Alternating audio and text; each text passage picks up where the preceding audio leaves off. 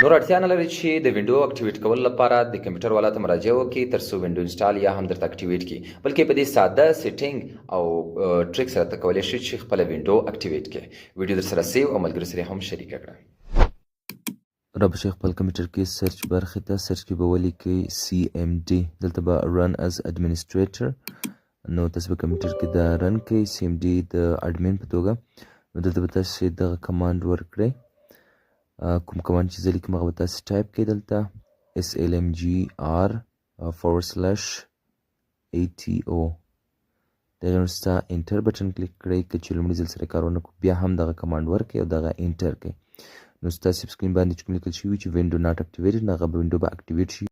نو دغه طریقه زه تر کمپیوټر لپاره کار کوي. که چېرې بیا هم وینډو اکټیویټ نه شوه نو بیا ستاسو کمپیوټر وینډو لایسنس کی ته ضرورت لري. داسې نور معلوماتي ویډیوګانو لپاره موږ در سره فالو کړئ، ویډیو لایک کړئ.